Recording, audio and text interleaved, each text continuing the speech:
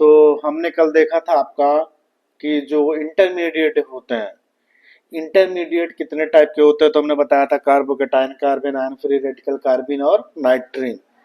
ये कुछ टाइप के होते हैं हमारे जो फ्री रेडिकल क्या सॉरी क्या होते हैं अपने इंटरमीडिएट। हमने जो बताया था पूरा बता दिया था, पर क्या हुआ था, थोड़ा साउंड प्रॉब्लम की वजह से, माइक प्रॉब्लम की वजह से आपका यहाँ से इंटरप्ट हो गया था कि यानी जो हमने आपको कार्बन आयन बताया था, क्या कार्बन आयन, ये वाला पोर्शन हम इसको एक बार और बता देते हैं आपको यहाँ पे कि कार्ब एनायन, क्या कार्बन आयन क्या होता है। देखिए जैसे कार्बोकेटायन था उसी तरह का है हमारा कार्बन आयन, मतलब कार्बन के ऊपर, क्या कार्बन के ऊपर यहाँ पे आ जाएगा निगेटिव चार्ज।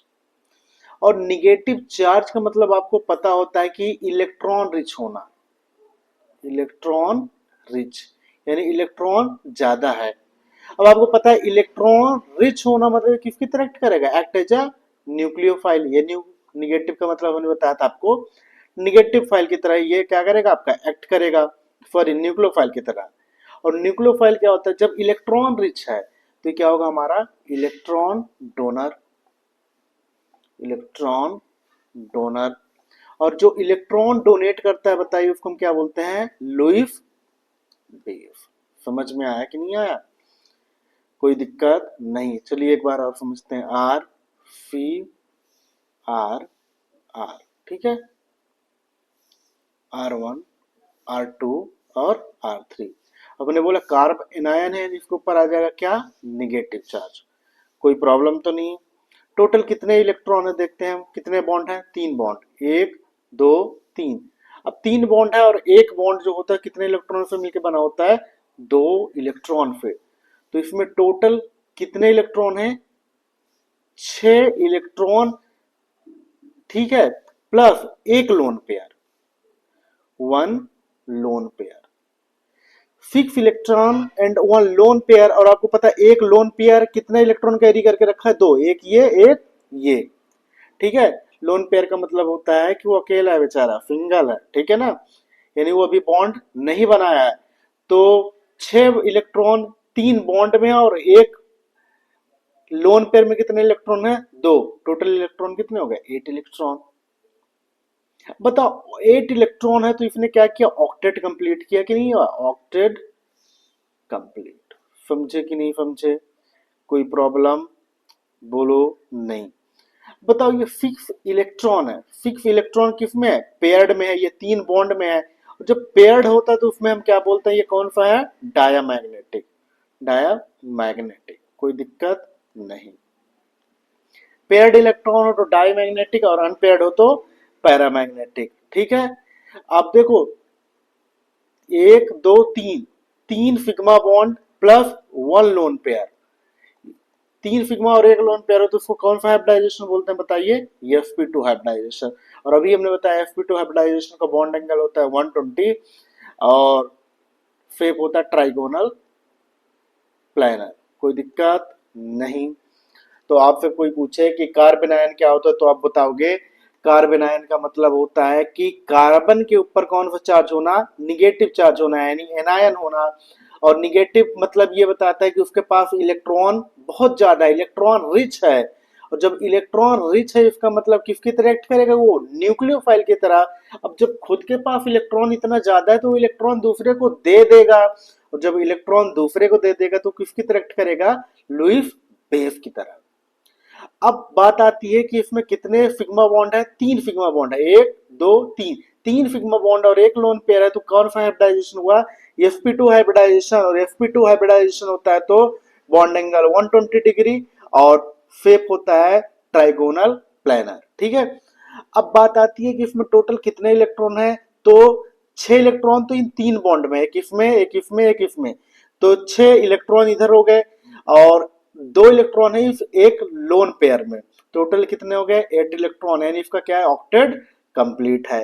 अब छह इलेक्ट्रॉन किसमें, पेयर्ड में है, तीन बॉन्ड में, दैट्स वाई ये क्या है हमारा डाईमैग्नेटिक, ठीक है। अगर जो अनपेयर्ड होता तब वो क्या कहलाता हमारा, पैरामैग्नेटिक।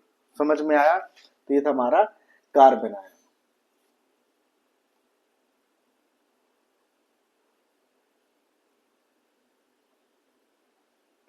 ठीक है, ये हमने आपको सब पढ़ा दिया था, बस थोड़ा टेक्निकली प्रॉब्लम आ गई थी तो उसी चीज को हम बताते हैं आपको। ठीक है, अब वही चीज हम बताते हैं फ्री रेडिकल। ठीक है, देखो फ्री रेडिकल का मतलब क्या होता है, किस पे मिलके बना होता है, होमोलिटिक फ्यूजन पे। ठीक है, हमने कल आपको बताया था किन चीजों, होमोलिटिक क्या होता है और हेट्रोलिटिक क्या होता है। तो किस चीजों पे मिलके बना होता है, होमोलिटिक फ्यूजन। दूसरा बात क्या होता है, ये इलेक्ट्रिकली न्यूट्रल होता है, इलेक्ट्रिकली न्यूट्रल। मतलब समझ रहे हो, ना कोई चार्जेस, ना कैटायन, ना एनायन, ना प्लस ना माइनस।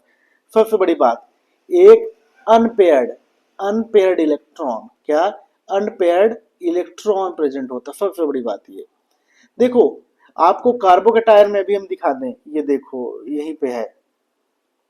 ठीक है, ये देखो कार्बोकैटायन में, इधर देखो गौर से कि कार्बोकैटायन हमारा क्या, कार्बो कैटायन हो या carb anion, sorry carb anion में एक पेयर्ड इलेक्ट्रॉन है, यानी एक लोन पेयर है, मतलब कितने इलेक्ट्रॉन है, दो इलेक्ट्रॉन।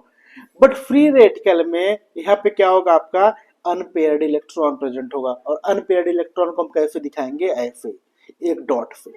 ठीक है, मतलब R1 सी R2 R3 और ये एक डॉट।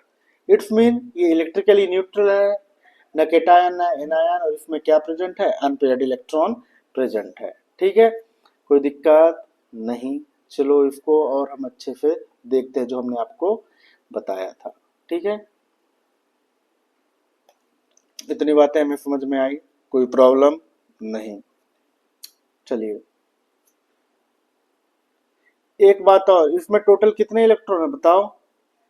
ए ब्लैक कलर आ जाए यार, हाँ ये एक बॉन्ड ये है, एक बॉन्ड यानी दो इलेक्ट्रॉन, एक बॉन्ड ये, एक बॉन्ड ये, टोटल कितने हैं बॉन्ड, तीन बॉन्ड, तीन बॉन्ड यानी कितने इलेक्ट्रॉन, सिक्स इलेक्ट्रॉन। प्लस एक ये फ्री रेडिकल भी तो प्रेजेंट है, तो कितना हुआ, वन इलेक्ट्रॉन इधर हुआ, तो ये क्या हुआ, सेवन इलेक्ट्रॉन। और इस सेवन इलेक्ट्रॉन को हम क्या बोलते हैं, ऑड इलेक्ट्रॉन। ठीक है, अब बताओ सिक्स इलेक्ट्रॉन तो पेयर्ड है, बट वन इलेक्ट्रॉन क्या है, अनपेयर्ड। दैट्स वाई से क्या बोलेंगे हम, पैरामैग्नेटिक। क्या, पैरामैग्नेटिक। समझ में आया, कोई दिक्कत नहीं। आपसे कोई पूछे फ्री रेडिकल क्या होते हैं, तो बताओगे फ्री रेडिकल, नाम में बता रहा है फ्री रेडिकल, यानी वो क्या है, सिंगल है। ठीक है, वो किसी की चाह में है, मतलब जाहिर सी बात है इसमें क्या होता है, होमोलिटिक फ्यूजन होता है, उस होमोलिटिक फ्यूजन की वजह से क्या बनता है हमारा, फ्री रेडिकल। अब ये इलेक्ट्रिकली न्यूट्रल रहता है, ना तो इसमें कैटायन रहता है ना एनायन रहता है, मतलब कोई भी चार्जेस इसमें नहीं रहते। ठीक है, अनपेयर्ड इलेक्ट्रॉन है, अनपेयर्ड इलेक्ट्रॉन मतलब इसमें देखो केवल और केवल एक सिंगल इलेक्ट्रॉन प्रेजेंट है, मतलब कोई भी पेयरिंग नहीं हुई है। अब इस सिंगल अनपेयर्ड इलेक्ट्रॉन के चलते जो फ्री रेडिकल होता है वो हमारा क्या होता है, हाईली रिएक्टिव होता है। ठीक है, बट याद रखना इलेक्ट्रिकली न्यूट्रल है, यानी इसके ऊपर कोई भी चार्जेस नहीं है। सिक्स इलेक्ट्रॉन यहाँ पे है पेयर्ड में, और एक इलेक्ट्रॉन अनपेयर्ड है, दैट्स वाई इसे बोलते हैं सेवन इलेक्ट्रॉन। और इसे बोल भी सकते हो क्या, सात है ना, यानी ऑड इलेक्ट्रॉन। और अनपेयर्ड है, ये वन इलेक्ट्रॉन अनपेयर्ड है, दैट्स वाई इसे हम बोलेंगे पैरामैग्नेटिक। अगर जो पेयर्ड होता तो हम क्या बोलते हैं, डायमैग्नेटिक। ठीक है, फिर एक होता है हमारा कार्बिन। कार्बिन का मतलब होता है CH2, कार्बन के ऊपर, याद रखना कार्बन के ऊपर एक लोन पेयर प्रेजेंट होता है, याद रखना कार्बन के ऊपर एक लोन पेयर प्रेजेंट होना, यानी क्या है, कार्बिन। मतलब दो बॉन्ड पेयर और एक लोन पेयर, इसको हम बोलेंगे कार्बिन। ठीक है, एग्जाम्पल, कार्बन के ऊपर लोन पेयर हो CCl2 यानी डाइक्लोरो कार्बिन। नाइट्रीन, ठीक है, नाइट्रोजन यानी नाइट्रोजन के पास कितने लोन पेयर है, दो लोन पेयर है और एक बॉन्ड पेयर है। कोई दिक्कत नहीं, ये सब चीजें हमने आपको बताई थी। अब अपन शुरू करते हैं आज से। ठीक है, अरे आजा, हाँ ठीक है, हाँ ठीक है। तो आपसे कोई पूछे क्या कि जो रिएक्शन होते हैं, रिएक्शन इंटरमीडिएट कितने टाइप के होते हैं, तो आप बोलोगे पांच टाइप के। क्या क्या बनते हैं, कार्बोकेटायन, कार्बेनायन, फ्री रेडिकल, कार्बिन और नाइट्रीन। ठीक है, आपसे कोई पूछे कार्बिन क्या होता है, तो आप बोलोगे कि कार्बीन यानी कार्बन के ऊपर एक लोन पेयर होगा, क्या कार्बन के ऊपर एक लोन पेयर होगा और दो बॉन्ड पेयर होंगे तो फिर हम बोलेंगे आपका कार्बीन। कोई दिक्कत नहीं। Example FeCl2 dichlorocarbene. नाइट्रीन का मतलब होता है नाइट्रोजन के ऊपर दो लोन पेयर होना, दो लोन पेयर होना और एक बॉन्ड पेयर होना, इसी को हम बोलेंगे नाइट्रीन। और टोटल इसमें कितने इलेक्ट्रॉन है? 6 इलेक्ट्रॉन। ठीक है, कोई दिक्कत नहीं।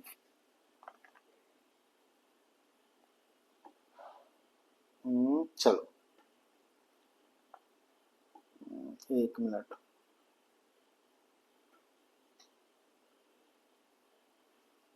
ठीक है, अब आज हम देखेंगे कि आपका इंडक्टिव इफेक्ट। ठीक है, समझे? कोई दिक्कत नहीं। यानी कितने टाइप के इफेक्ट हमें देखने को मिल सकते हैं। चलिए चालू करते हैं हम आज। तो देखो पहले क्या होता है हमारा इलेक्ट्रॉनिक इफेक्ट। क्या? Electronic effect. ठीक है, इलेक्ट्रॉनिक इफेक्ट जो होते हैं कितने टाइप के होते हैं, हमने इसको दो पार्ट में डिवाइड कर दिया है। ठीक है, इलेक्ट्रॉनिक इफेक्ट कितने टाइप के होते हैं? दो टाइप के होते हैं। अब दो टाइप के हैं तो उसको हम देख ले कैसे कैसे टाइप के हैं। एक को हम कन्वर्ट कर देते हैं परमानेंट। क्या? परमानेंट।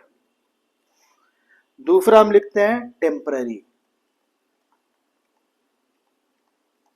ठीक है, एक परमानेंट और दूसरा टेम्पररी। ठीक है, चलिए।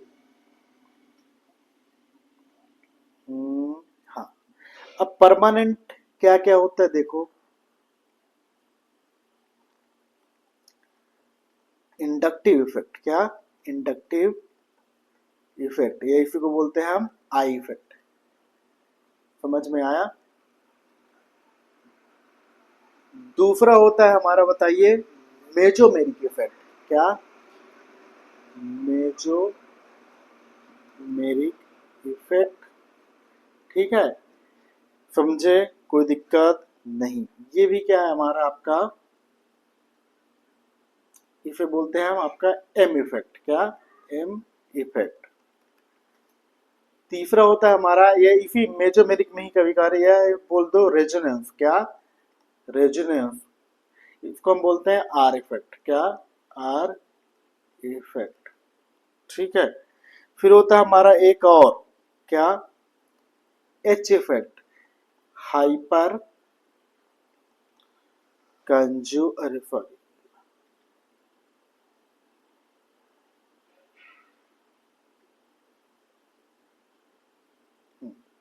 ठीक है, एक होता है हमारा हाइपर कंजुगेशन। ठीक है, इफेक्ट, इसको हम बोलेंगे आपका एच इफेक्ट। ठीक है, अब आता है टेम्पररी। टेम्पररी में होता है एक हमारा इलेक्ट्रोमेरिक इफेक्ट। क्या? Electromeric effect. ठीक है, इसी को हम स्पॉट में बोलते हैं ई इफेक्ट।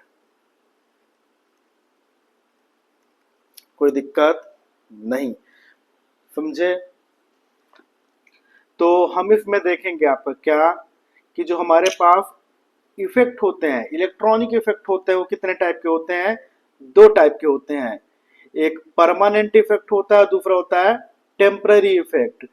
परमानेंट इफेक्ट को हम चार पार्ट में डिवाइड कर दिए हैं। इंडक्टिव यानी आई इफेक्ट, मेजोमेरिक यानी एम इफेक्ट, रेजोनेंस यानी आर इफेक्ट, हाइपर कंजुगेशन यानी एच इफेक्ट।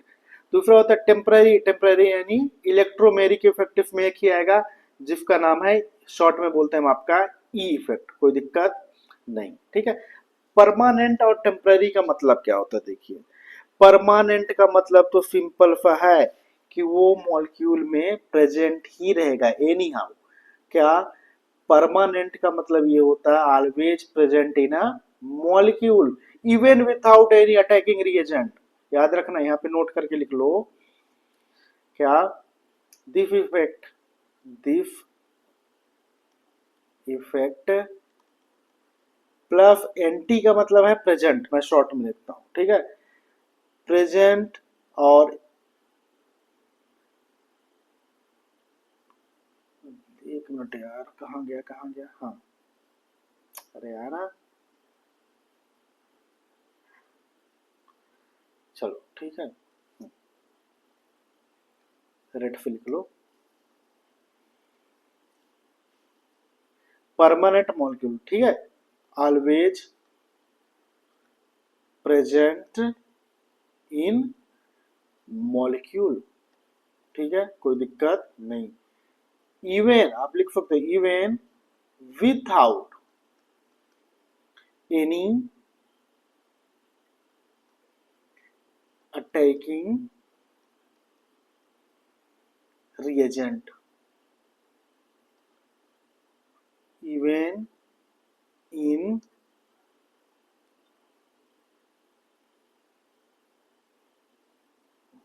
ठीक है, यानी परमानेंट इफेक्ट जो होते हैं वो हमेशा ही मॉलिक्यूल में एग्जिस्ट करेंगे, भले ही कोई रिएजेंट प्रेजेंट ना हो, ठीक है।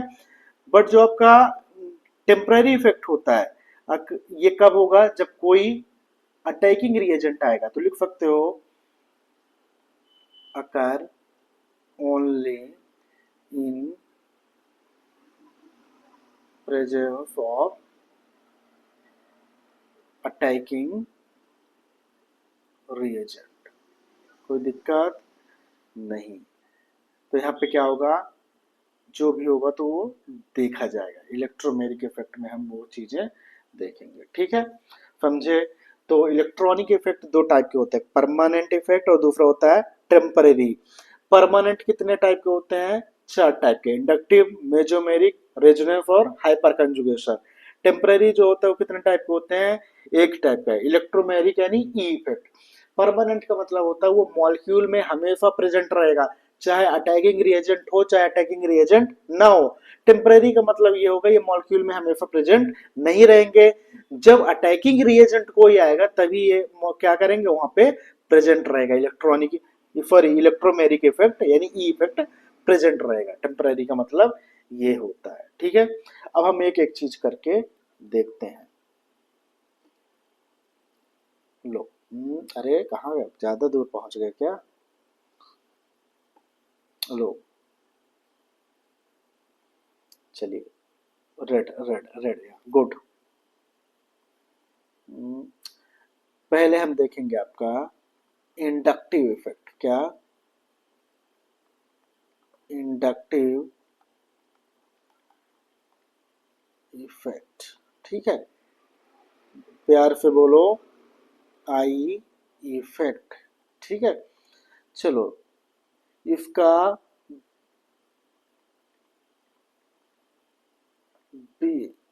बेसिक पढ़ ले रहे हैं हम, क्या भाई, आई इफेक्ट का हम पहले, आई इफेक्ट क्या है वो चीज पढ़ने से पहले हम इसका बेसिक जान ले कुछ।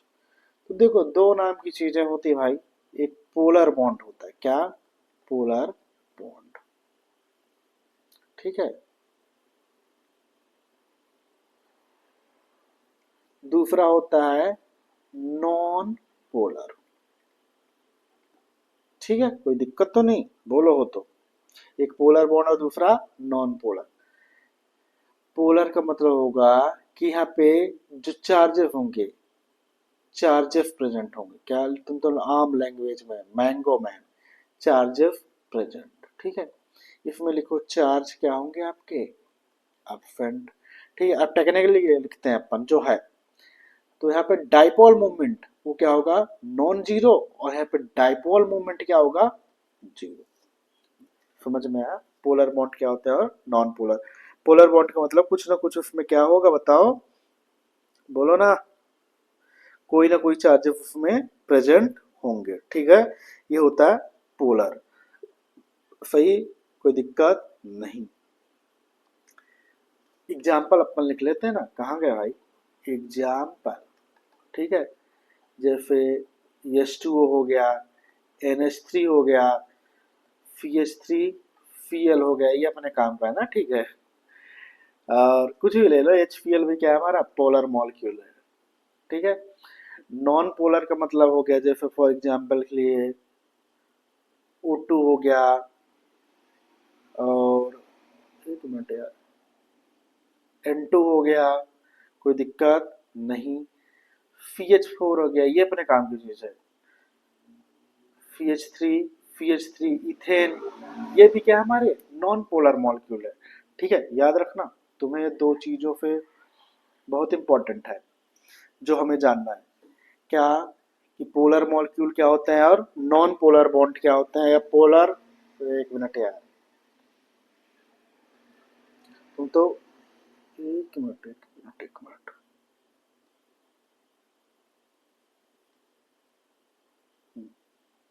समझे? पोलर मॉलिक्यूल और non polar molecule. Polar molecule मतलब उसमें चार्ज प्रेजेंट होगा और नॉन पोलर में चार्जेस एब्सेंट होंगे। मतलब पोलर का मतलब होगा कि उसमें चार्जेस जो होंगे प्रेजेंट होंगे, तो कहने का मतलब जो डेल वो है आपका म्यू यानी डाइपोल मोमेंट, वो नॉन जीरो होगा, और नॉन पोलर में डाइपोल मोमेंट जीरो होगा।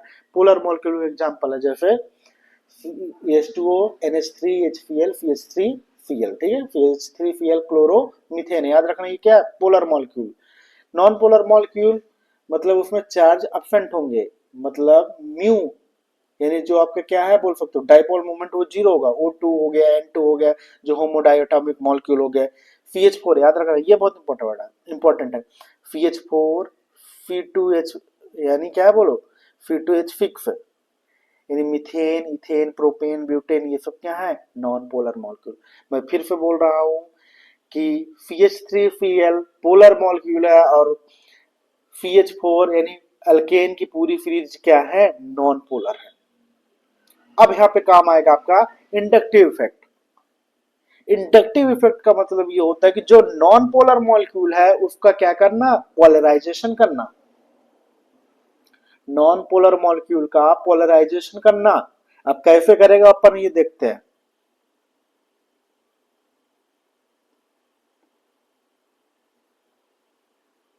लो, ठीक है, ये इतना इतना हमारे काम कीजिए, ये इसको दिखाना है तुम्हें, ठीक है। चलिए,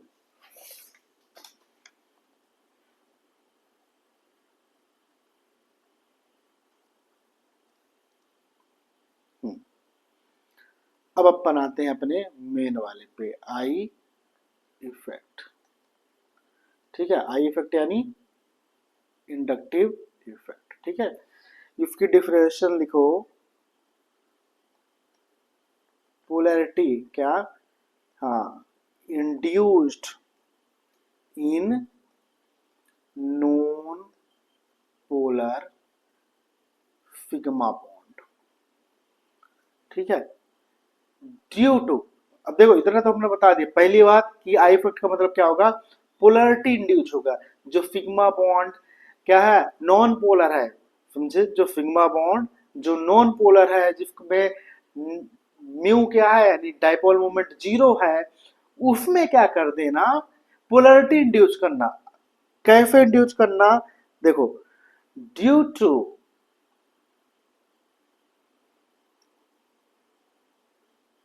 प्रेजेंस ऑफ, बहुत इंपॉर्टेंट बात है, एडजेसेंट एडजेसेंट पोलर बॉन्ड। ठीक है, पोलर बॉन्ड, ठीक है, यानी पोलरिटी इंड्यूस होना। तुम्हें हम सिंपल से बता दें कि पहले तो ये छोड़ो, ठीक है, ये हमारे पास दो चीजें हैं। ठीक है, ये है हमारे पास इधर नॉन पोलर, और इधर क्या है हमारा पोलर बॉन्ड। ठीक है, अब इस पोलर बॉन्ड के चक्कर में, इस पोलर बॉन्ड के चक्कर में क्या हो जाना, ये जो नॉन पोलर था वो भी क्या हो जाए, पोलराइज हो जाए, तो इसी को हम बोलते हैं आई इफेक्ट। ठीक है, फिर से बता दें, पहली बात कि इंडक्टिव इफेक्ट किस में काम करेगा, सिर्फ और सिर्फ सिग्मा बॉन्ड में, पाई बॉन्ड में काम नहीं करेगा।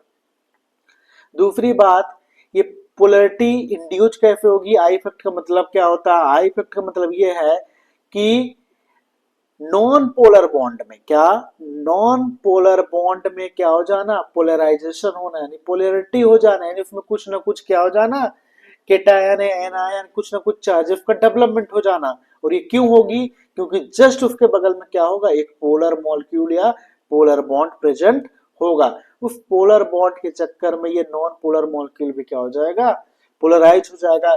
यूं समझो कि क्या है, दो दोस्त हैं, दोनों ही क्या रहते थे, बहुत ही अच्छे से रहते थे, दोनों की सोच बहुत ही क्या थी, अच्छी थी, पॉजिटिव थी। बट क्या हो गया, एक कोई ऐसा आ गया उसका दोस्त जो क्या है, निगेटिव से भरा हुआ है, ठीक है, यानी वो अच्छा सोचता ही नहीं है, वो बुरा ही सोचता है। तो एक जो अच्छा सोचता था, अब दूसरा क्या आ गया, बुरा सोचने वाला। उस बुरा सोचने वाले के चक्कर में जो अच्छा सोचता था वो भी क्या हो गया, बुरा सोचने लगा। तो ये क्या है हमारा पोलराइजेशन, यानी ये क्या एग्जाम्पल है, इंडक्टिव इफेक्ट का। समझ में आया? एक और एग्जाम्पल हम देखते हैं, क्या, फिर से हम बता रहे हैं कि इंडक्टिव इफेक्ट का मतलब कि नॉन पोलर बॉन्ड का पोलराइजेशन होना। क्यों, किसके चक्कर में? क्योंकि उसके जस्ट बगल में क्या आ गया है, पोलर बॉन्ड आ गया है। ठीक है, आप यूं समझो कि एक कमरे में दो दोस्त रहते हैं, ठीक है, एक पढ़ता है और एक नहीं पढ़ता। अब वो जो नहीं पढ़ता उसका जो बेड है वो पोलर मतलब जो पढ़ता है उसके पास में आ गया है। तो जो नहीं पढ़ता तो वो भी क्या करता है, उसके कुछ ना कुछ तो लक्षण जाएंगे ही। ठीक है, समझ में आया? तो इसके चक्कर में, इस ना पढ़ने वाले के चक्कर में जो पढ़ता था वो भी उसका बेचारे का क्या हो गया, बंटा धार हो गया। ठीक है, समझ में आया? कहते हैं ना, संगति जो होता है, संगत का असर बहुत होता है। उसी संगत को हमारे केमिस्ट्री में क्या बोलते हैं, इंडक्टिव इफेक्ट। ठीक है, समझ में आया? कोई दिक्कत नहीं। चलो, इंडक्टिव इफेक्ट हमें समझ में आया। दूसरी बात, कंडीशन लिख लेते हैं अपन, क्या, कुछ कंडीशन।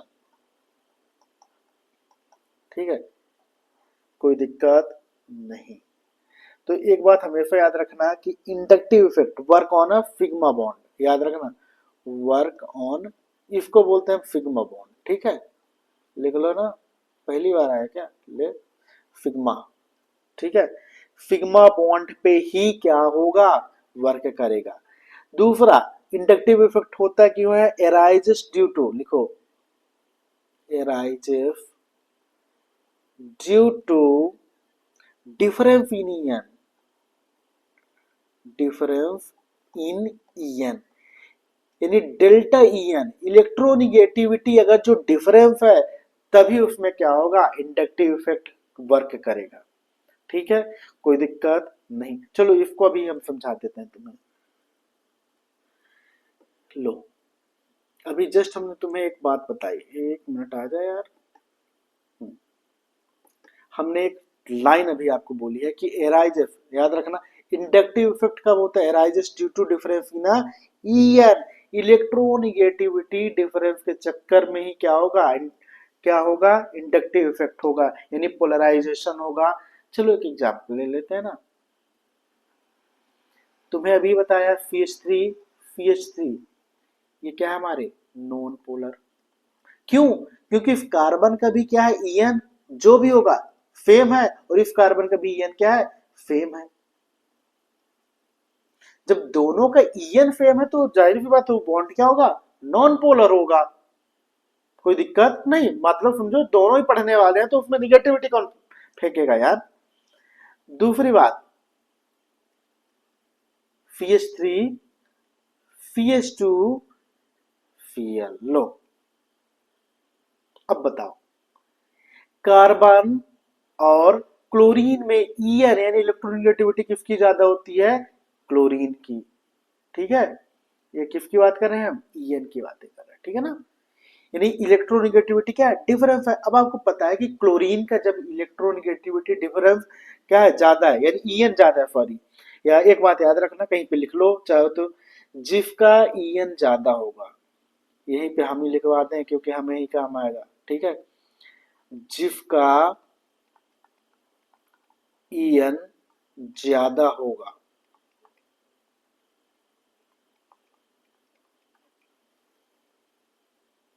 वो सिंघम होगा। क्या, सिंघम होगा। सिंघम मतलब समझते हो ना, मतलब वो सबसे ज्यादा ताकतवर होगा, वो दूसरे के इलेक्ट्रॉन को, लिख लो भैया, वो दूसरे के इलेक्ट्रॉन को अपनी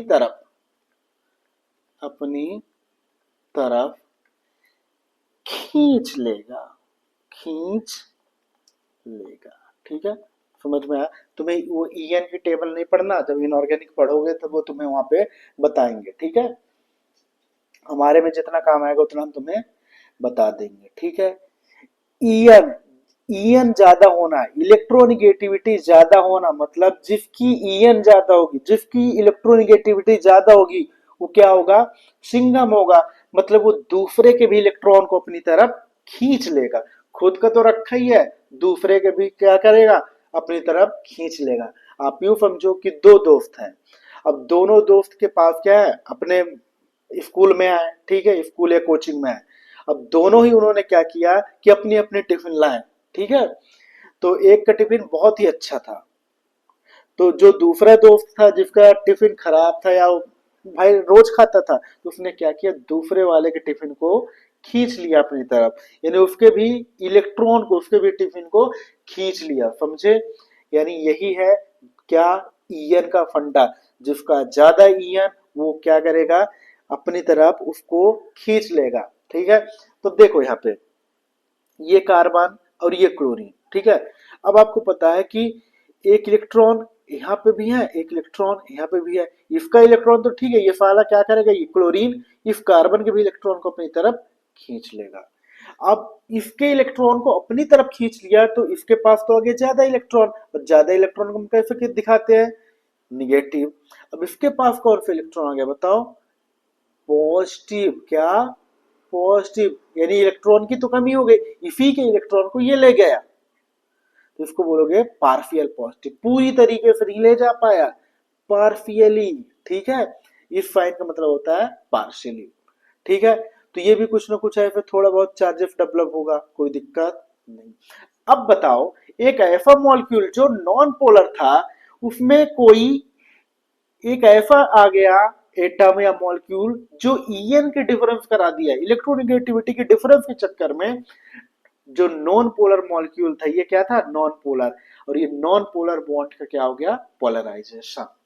ठीक है, इसी को हम बोलते हैं आपका इंडक्टिव इफेक्ट। ठीक है, तो इंडक्टिव इफेक्ट किस पे वर्क करेगा? पहली बात, ये वर्क करेगा सिग्मा बॉन्ड पे। दूसरा ही किस पे बॉन्ड, क्या कब होता है, कब काम करेगा? जब ईएन, इलेक्ट्रोनेगेटिविटी का क्या होगा? डिफरेंस। तीसरा, पूरी तरीके से इसने क्या किया है? डिस्प्लेसमेंट इलेक्ट्रॉन का नहीं किया है। इसका मतलब क्या होता है? इसका मतलब होता है पार्शियली। ठीक है, तो एक पॉइंट और लिख दो कि यहां पे क्या होगा? Partially displacement. क्या? Partially displacement of electron. कोई दिक्कत नहीं। इतनी बातें समझ में आई कि नहीं आई? बोलो, अरे बोलो ना। ठीक है, एक बात इंपॉर्टेंट है, आप लिख लो भाई, इसका ज्यादा अस्तित्व है नहीं। ज्यादा अस्तित्व नहीं है इसका मतलब तुम लिख सकते हो क्या? आफ्टर लिखो। अरे कहाँ गए गुरु? आफ्टर 3 और 4 कार्बन एटम, 3 या 4 कार्बन एटम के बाद आई इफेक्ट। क्या? I effect is considered to be zero. ठीक है, ये ओ नहीं है भाई, ये जीरो है। ठीक है ना? है, हाँ जीरो। चलो ऊपर आ भाई।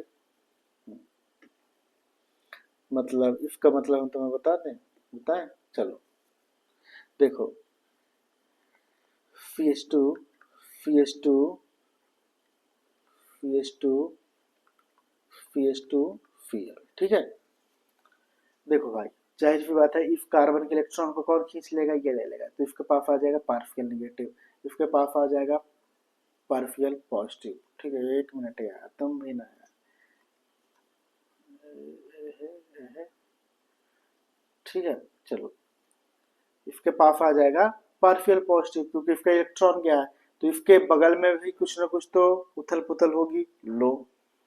फिर ठीक है, कहने का मतलब जो इंडक्टिव इफेक्ट है वो कब तक काम करेगा, अप टू 3 कार्बन।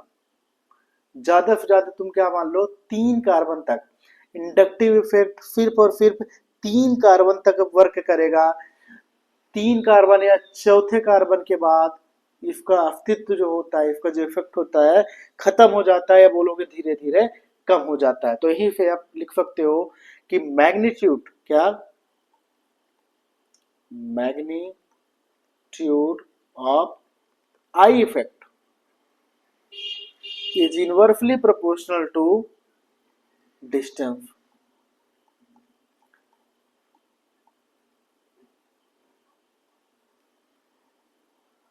समझ में आया, यानी डिस्टेंस बढ़ेगा, दूरियां बढ़ेंगी तो इंडक्टिव इफेक्ट क्या होगा, कम होगा। देखो इधर, अगर जो तुम दूरियां बढ़ाओगे, यानी एक कार्बन ये है और एक कार्बन ये है, तो इसमें ज्यादा इंडक्टिव इफेक्ट वर्क करेगा और इसमें कम वर्क करेगा। ठीक है, वो चल के आगे हम अभी आपको बताएंगे।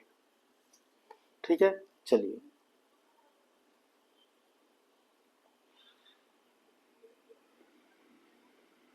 लो,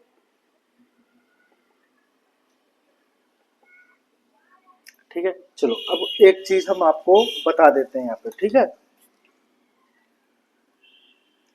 पहले हम बताते हैं आपको माइनफाई इफेक्ट, माइनफाई इफेक्ट।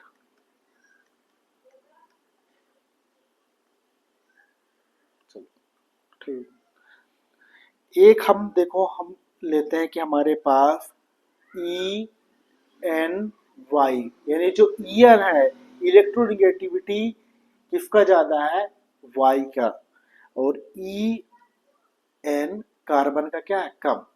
वाई का मतलब आप समझो कोई भी फंक्शनल ग्रुप है, क्या, कोई भी फंक्शनल ग्रुप। तो हमने पहला क्या लिया, कंसीडर किया कि जो हमारे पास ई एन है हमारे फंक्शनल ग्रुप की क्या है, ज्यादा है, और कार्बन की ई एन क्या है, कम। चलो भाई देखते हैं ना, 1 2, ठीक है, और यहाँ पे क्या हमने ले लिया, वाई। ठीक है, हमने क्या बोल दिया, ई एन किसकी ज्यादा है, वाई की, यानी ये फंक्शनल ग्रुप है, इसका क्या है बताओ, ई एन इलेक्ट्रोनेगेटिविटी ज्यादा है। अब बताओ ये कार्बन, यहाँ बताओ कार्बन का इलेक्ट्रॉन ये हुआ और इसका इलेक्ट्रॉन ये हुआ, ये इसके इलेक्ट्रॉन हुए, ये इसके इलेक्ट्रॉन हुए। हमने बोला ई एन किसकी ज्यादा है, वाई की। और हमने अभी आपको बताया कि जिसका ई एन ज्यादा होता है, जिसकी इलेक्ट्रोनेगेटिविटी ज्यादा होगी, वो क्या करेगा, बगल वाले के इलेक्ट्रॉन को अपनी तरफ खींच लेगा, अट्रैक्ट कर लेगा। ठीक है, पर कैसा करेगा, पार्शियली होगा, क्योंकि इंडक्टिव इफेक्ट में क्या होता है, पार्शियली, पूरी तरीके से अपनी तरफ खींच नहीं पाता। ये वो पार्शियली निगेटिव। अब इनके पास आ गया पार्शियल पॉजिटिव, इसके पास भी आ गया पार्शियल पॉजिटिव, कोई दिक्कत नहीं। तो ये है हमारा आई इफेक्ट का एग्जांपल। समझे कि नहीं समझे, बोलो, कोई दिक्कत नहीं। चलो एक और एग्जांपल दिखा देते हैं हम तुम्हें, CH3, CH2 और Cl। ठीक है, तुम्हें पता है कि क्लोरीन, क्लोरीन हो गया और कार्बन हो गया, तो ईएन किसका ज्यादा होता है, क्लोरीन का। ये क्या हुआ, ईएन किसका ज्यादा, क्लोरीन का। अब पता है कि ये क्या है, इलेक्ट्रॉन है। ठीक है, अब देखो कार्बन का इलेक्ट्रॉन ये है, और जिसका यानी क्लोरीन का क्या है, ईएन ज्यादा है, तो जिसका ईएन ज्यादा होता है वो कार्बन दूसरे का, बगल वाले का, पड़ोसी को लेकर भाग जाता है, यानी उसके इलेक्ट्रॉन को लेकर भाग जाएगा। तो इसके ऊपर आ जाएगा, क्लोरीन के ऊपर पार्शियल निगेटिव, इसके पास आ जाएगा पार्शियल पॉजिटिव।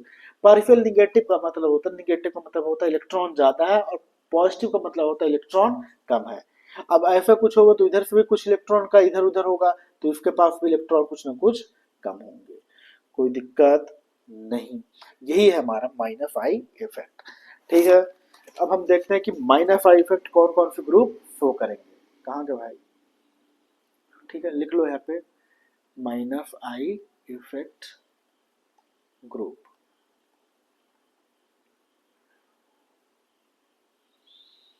कोई दिक्कत तो नहीं ना, बोलो ना हो तो ठीक है। चलो, रटना उटना नहीं है, बार बार करोगे तो आ जाएगा। ठीक है, ओ आर टू पॉजिटिव है। ठीक है, पहले तुम याद रखो जितने भी पॉजिटिव वाले हैं वो क्या करेंगे, एन आर थ्री पॉजिटिव। ठीक है, फिर एन एच थ्री,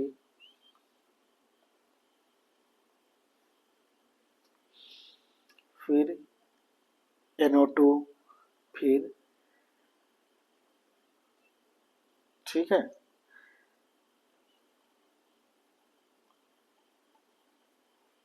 एक मिनट यार, ये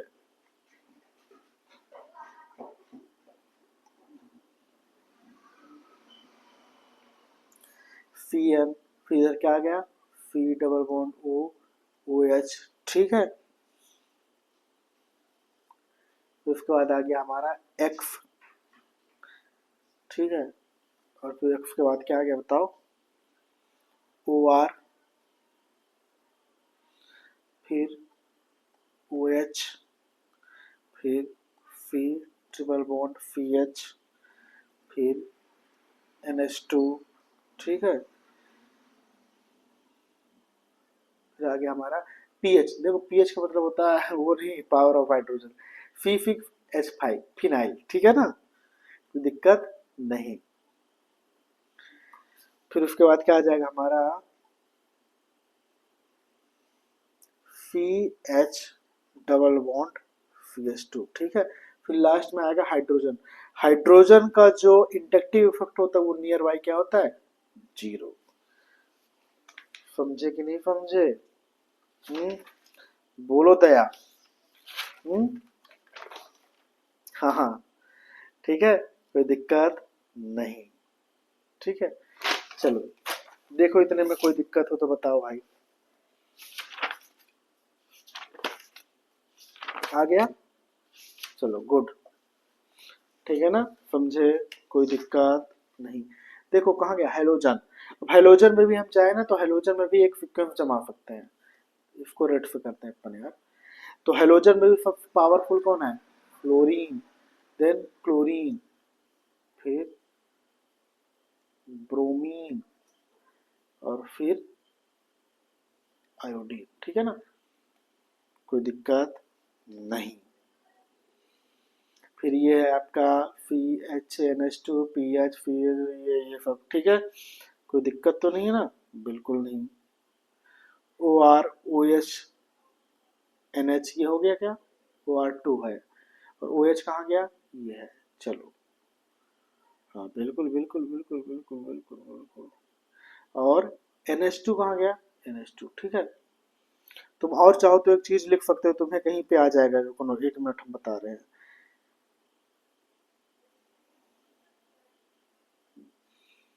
हेलोजन, हेलोजन के बाद लिखा तो यार ओ आर है तो ठीक है। चलो, तो याद रखना कि इंडक्टिव इफेक्ट कहाँ गया यार, ये जम कहाँ गया, माइनस आई इफेक्ट कौन कौन से ग्रुप शो करते हैं आपके, तो आपके ये सारे ग्रुप क्या करेंगे, आपके माइनस आई इफेक्ट को शो करेंगे। ठीक है, कोई प्रॉब्लम नहीं। प्रॉब्लम कैसे नहीं होगी बताओ, तो तुम्हें क्या करना है, आपको बताना है कि माइनस आई इफेक्ट कौन कौन से ग्रुप शो करेंगे। तो आपको याद रखना है ट्रिक, हम आपको ट्रिक बता दे रहे हैं। पहले ओ आर टू, जितने भी पॉजिटिव चार्ज वाले हैं वो माइनस आई इफेक्ट दे रहे हैं, O R two, N R three. ठीक है, ये सब देख रहे हो कि नहीं देख रहे हो, ठीक है।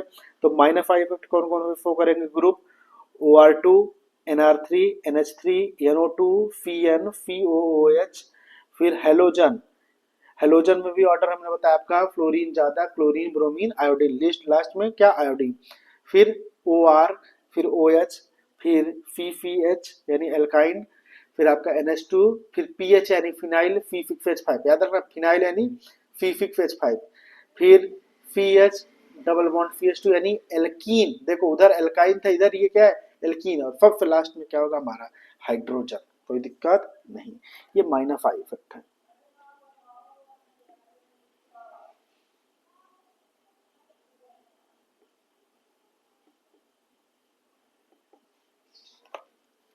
अब हम देखते हैं उसी तरह प्लस आई इफेक्ट। ठीक है, प्लस आई इफेक्ट का मतलब देख लो भैया, सीधी सी बात है यार, इसमें भी कंडीशन अप्लाई कर दो कि अब देखो ई एन, याद रखना ई एन किसका ज्यादा होगा, कार्बन का, और ई एन किसका कम होगा, वाई का। देखो माइनस आई में हमने क्या किया था, जो ई एन वाई का था वो ज्यादा था, बट प्लस आई में ई एन इलेक्ट्रोनिगेटिविटी ज्यादा किसकी है, कार्बन की। तो ई एन क्या, ई एन कार्बन और फंक्शनल ग्रुप, वाई मतलब फंक्शनल ग्रुप, इन दोनों में ई एन किसकी ज्यादा होगी, कार्बन की। यानी सिंघम कौन है इस बार, कार्बन। ठीक है ना, देखो कार्बन कार्बन, और यहाँ पे आ गया हमारा वाई।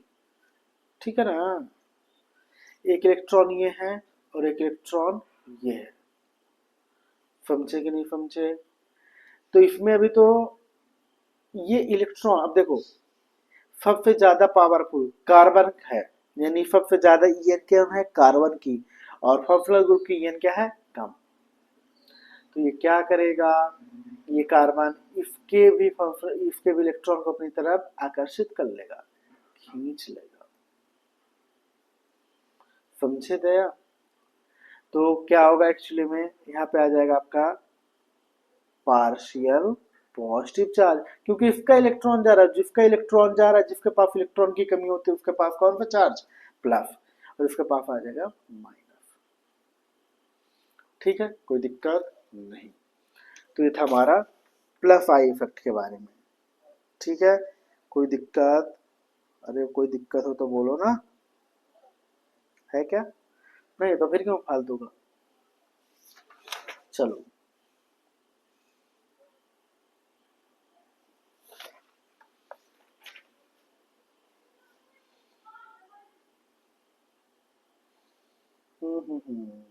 चले, ठीक है, अब इसमें लिखते हैं कौन कौन से group plus I effect show करेंगे। चलो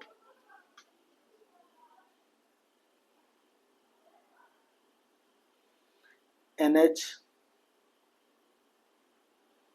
फिर ऑक्सीजन, फिर देखो उसमें पहले कौन थे, माइनस आई में प्लस वाले, अब प्लस आई में के पहले कौन है, माइनस आई वाले, ऐसे ही आप थोड़ा इनको ध्यान दे सकते हो। CH3,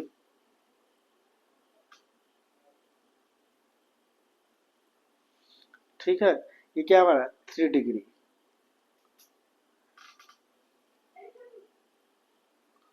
अरे यार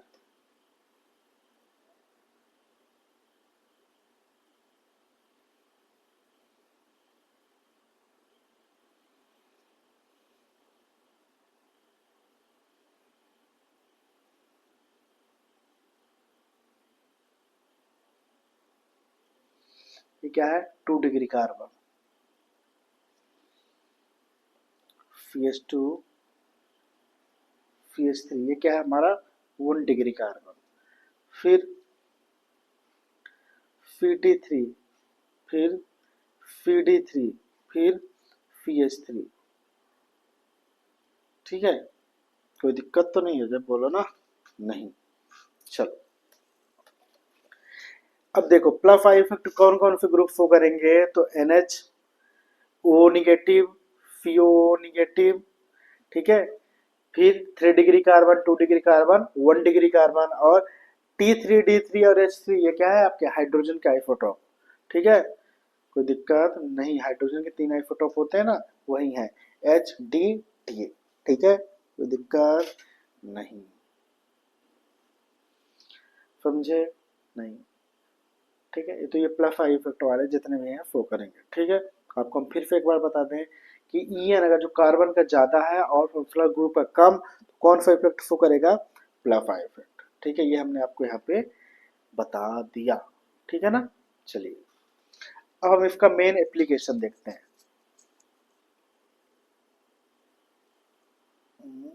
एक मिनट, चलो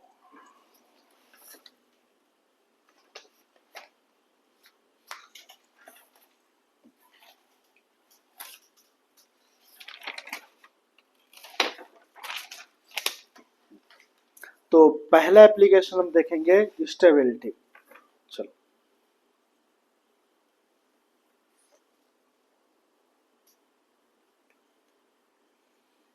हाँ, क्या एप्लीकेशन, अरे कहाँ गया भाई,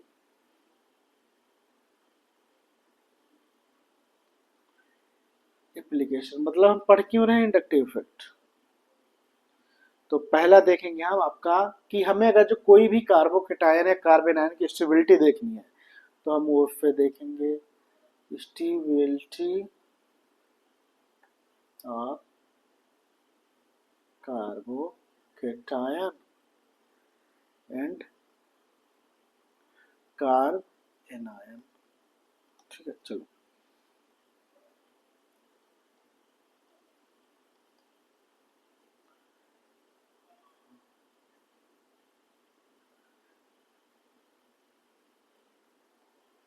पहले हम देखेंगे स्टेबिलिटी ऑफ कार्बोकेटायन।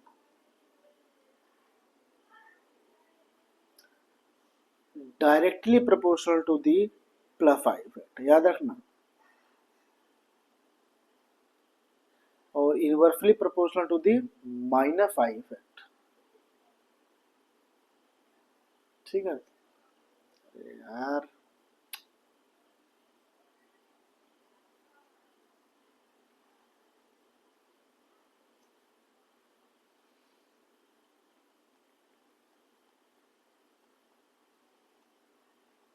ठीक है, चलो, फिर अब देखते हैं stability of carbon ion.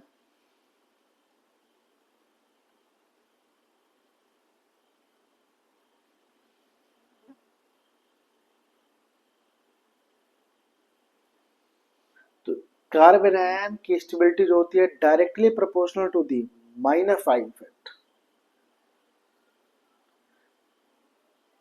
Directly proportional to the minus I effect, but inversely proportional to the plus I effect. ठीक है, एक बार और थोड़ा सा,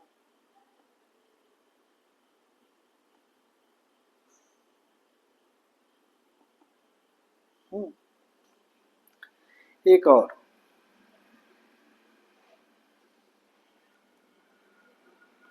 स्टेबिलिटी ऑफ एनायंस।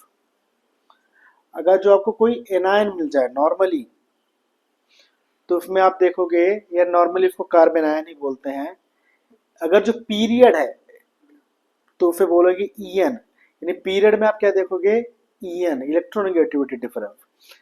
बट अगर जो आपको ग्रुप में मिल जाए, यानी डाउन आते टाइम, तो उसे बोलोगे फाइज। किसमें देखोगे आप, ग्रुप। कोई दिक्कत नहीं, ये बहुत इंपॉर्टेंट है, इसको नोट करो।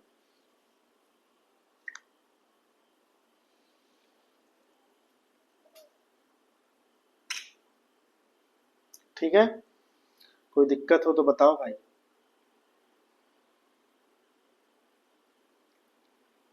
समझे, चलो, यानी जो कार्बोकेटायन की स्टेबिलिटी है वो डायरेक्टली प्रोपोर्शनल होगी प्लस आई इफेक्ट के, बट इनवर्सली प्रोपोर्शनल होगी माइनस आई इफेक्ट के।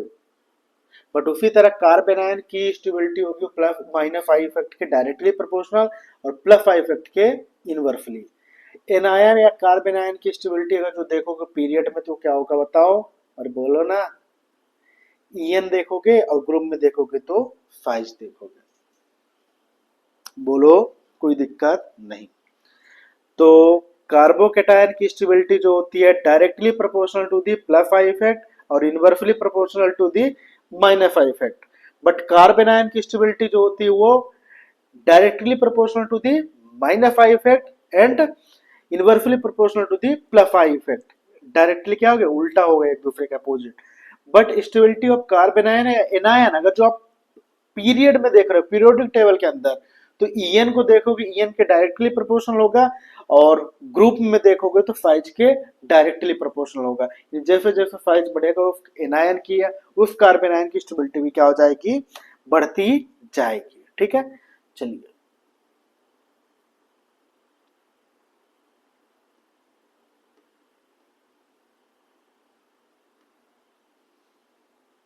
एग्जाम्पल।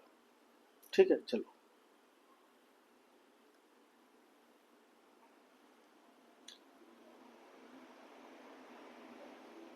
ठीक है, चले। Fluorine, oxygen, nitrogen, carbon. अब बताओ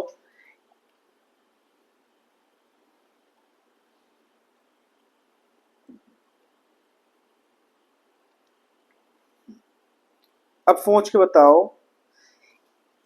ये हमारे पास कार्बन आयन है, ठीक है, एनायन है, ठीक है, अभी तो एनायन ही, जब उसको हम रखते हैं कार्बन के साथ तो कार्बन आयन हो जाएगा।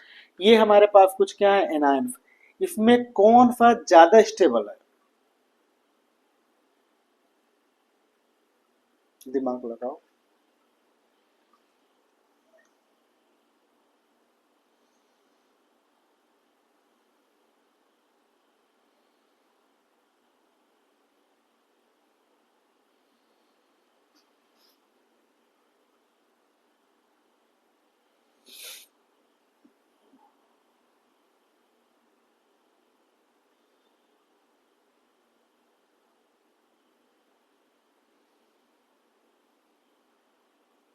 अरे बोलो। देखो भाई, जब ऐसे चीजें आ जाएं तो पहले देखो, ये तो क्या है, कहीं ना कहीं ये पूरे क्या है, एटम है, एटम के एनायनिक पार्ट है। पहले देख लो ये ग्रुप में है कि पीरियड में है, ठीक है, कोई दिक्कत नहीं। आपको पता है ये ऐसे जाओगे तो ये क्या है हमारे पूरे, अरे यार ये सब क्या है हमारे, ऐसे जाते हैं तो अपन क्या है, पीरियड है, ठीक है, हॉरिजॉन्टल। ये वर्टिकल क्या है आपके पूरे, नॉर्मली ऐसे नीचे आ जाओगे, ग्रुप है, ठीक है। ठीक है, चलो वो भूल जाओ तुम, कौन ग्रुप है कौन पीरियड है, ठीक है। अरे यार ये लो, अरे कहाँ गए यार, एक मिनट भाई।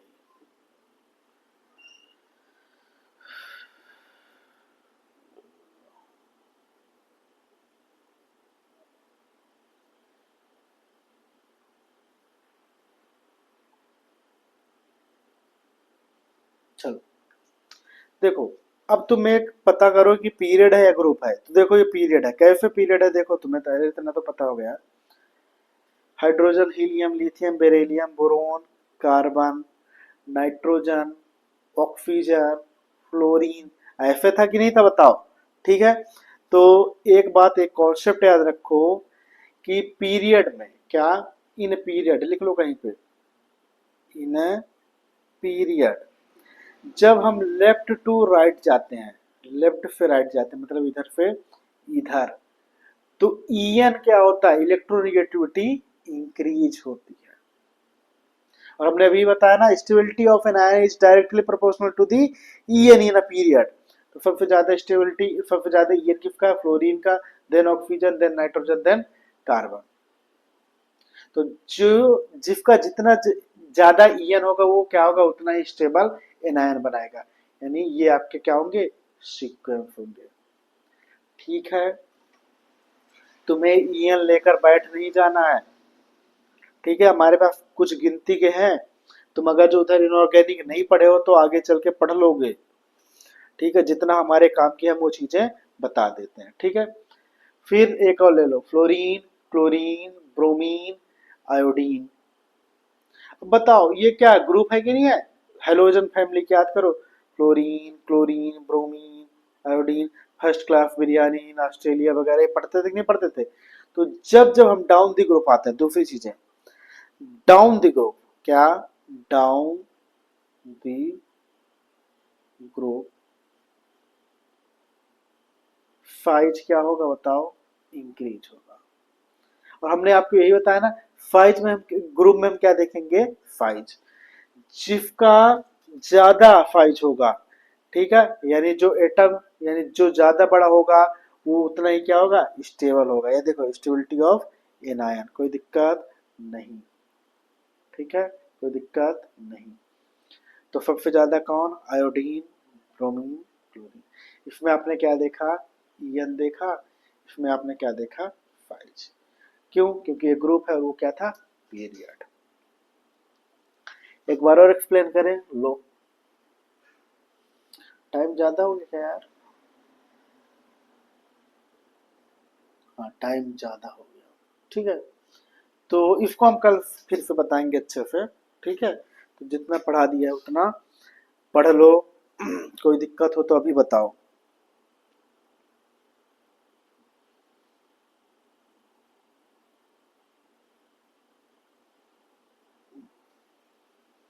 देखो जल्दी फिर कोई दिक्कत हो तो।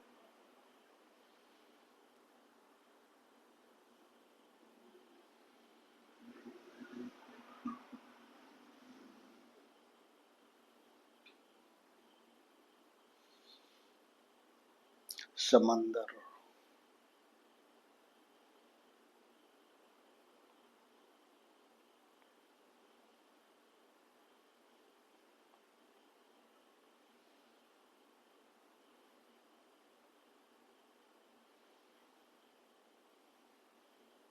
ठीक है, चलो।